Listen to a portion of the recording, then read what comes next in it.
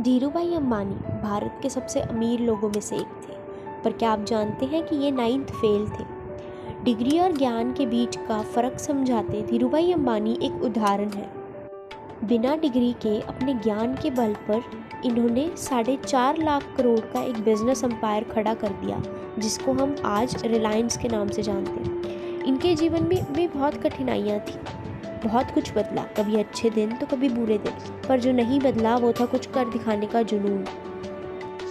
9th class में पढ़ाई छोड़कर पकौड़े बेचना शुरू कर दिया, क्योंकि इन्हें पता था कि सिर्फ किताबी ज्ञान पाने से ये सक्सेसफुल नहीं बन सकते।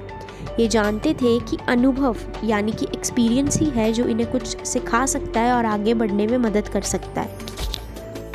पकौड़े बेचने के बाद ये एडेन चले गए और वहाँ पर पेट्रोल पंप पर काम किया। फिर उसी कंपनी में क्लर्क की जॉब भी की, पर जहाँ भी काम किया काम पूरे दिल से किया। फिर भारत वापस आ गए और अपना बिजनेस शुरू करने के बारे में सोचा। सिर्फ 15,000 रुपये के साथ पॉलिएस्टर और मसालों की ट्रेडिंग का बिजनेस शुरू किया, और यह बिजनेस शुरू करना इनकी लाइफ का बेस्ट डिसीजन था। इस एक डिसीजन ने इन्हें गरीबी में से हमेशा हमेशा के लिए निकाल दिया।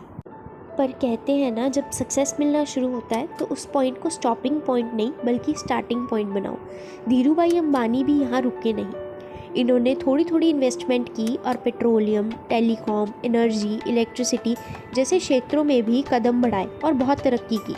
तो रिस्क तो लेना पड़ता है अगर सक्सेस पाना चाहते हैं, पर ये हम पर और हमारी मेहनत पर डिपेंड करता है कि कुछ समय बाद हम रिस्क को रिस्क ही बोलते हैं या उसको एक अपॉर्चुनिटी का नाम दे देते हैं।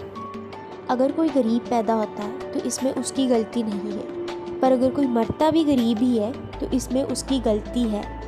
हम सब में कुछ कर दिखाने की आग है, पर उस आग को जगाना बाकी है। सक्सेस चाहिए तो शुरू कीजिए।